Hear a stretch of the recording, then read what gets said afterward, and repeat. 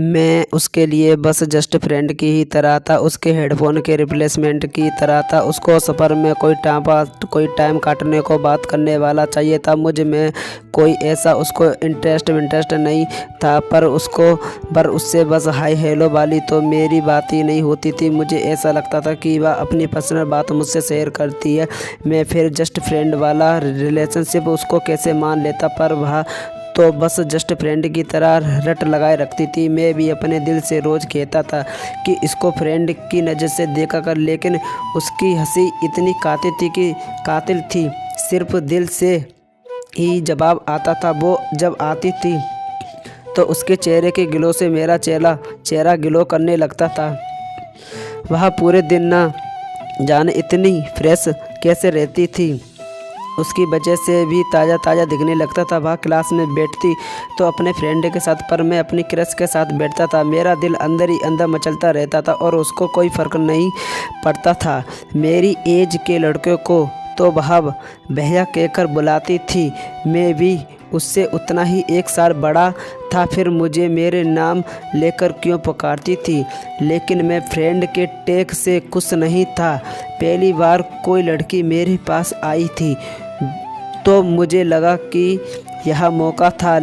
थोड़ी ज़्यादा हिम्मत करके मैंने थोड़ा हेल्दी वाला फ्लर्ट करना उससे शुरू कर दिया। सोचो क्या हुआ होगा। दरअसल वो गुस्सा भी नहीं हुई, उसे अजीब भी नहीं लगा। मेरा सोचना था कि यह फॉर्मूला तो काम कर गया। वह मेरी बातों पर अब ज़्यादा मुस्कुराती थी और मुझे पागल भी कहती थी।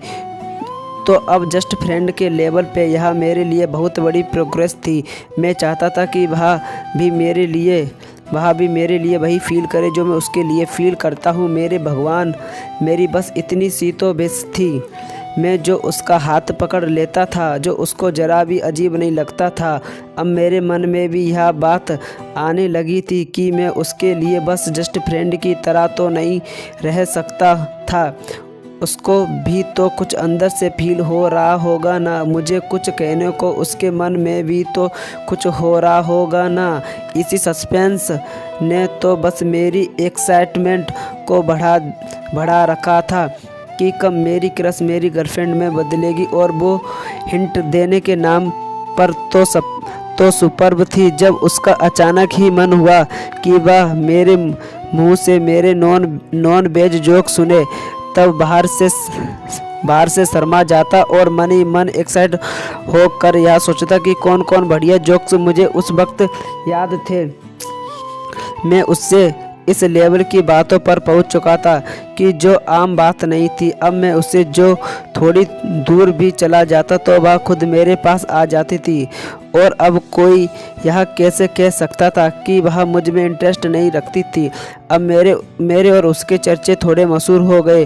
औरों की नज़र में हम रिलेशनशिप में आ गए और अभी अपनी बातों पर अड़ी हुई थी कि हम बस जस्ट फ्रेंड हैं। नहीं, ऐसा तो नहीं हो सकता। फिर मैंने खुद ही दिमाग लगाया कि शायद वह दुनिया को नहीं बताना चाहती और अंदर ही अंदर मुझे चाहती होगी।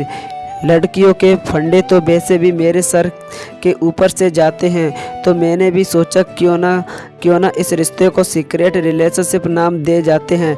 पर अभी तक मैंने उससे अपने दिल की बात कहीं नहीं की थी।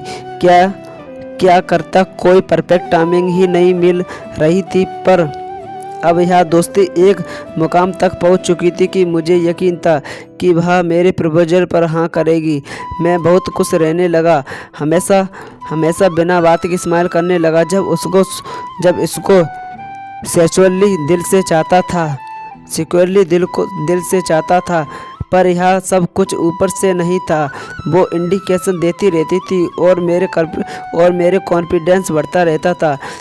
मैं पूरी रात बस यही सोचता था कि अब कल तो उसे प्रपोज ही कर दूंगा। मैंने भी एक दिन फाइनल कर दिया कि अब जो भी होगा बस इसी दिन होगा। और फाइनली वह दिन जल्दी आ गया, क्योंकि अब मुझे इंतज़ार ही नहीं हो रहा था। दिल उसे प्रपोज करने के लिए बेकरार हो रहा था। 2 चॉकलेट रख ली मैंने बस प्यार से उसे खिलौने को। मेरी चॉकलेट से ही जेब खाली हो गई, लेकिन काफ़ी था इम्प्रेस। जमाने को पूरी तैयारी, पूरी रिहर्सल, सिर के बाल ठीक कर कर और जा रहा था। उसके पास की अचानक नजरें पड़ी, कोई और था उसके पास। दीवार के उस कोने पर खड़े थे जहाँ जगह भी नहीं थी जो दो लोगों की खड़े होने की। यहाँ देखकर मेरा दिल थोड़ा सा उदार हुआ, लेकिन मैंने अपने दिल को समझा कि वो कोई दोस्त भी तो हो सकता है। इतनी क्या जल्दी टूटने की। मैं उनके थोड़ा पास गया और एक साइड में चुपके से उनकी बातें सुनने की कोशिश करने लगा। शायद वहाँ जो लड़का है उसका बर्थडे था और वो उसको गिफ्ट कर रही थी और एक्सपीरियंस थी घड़ी थी।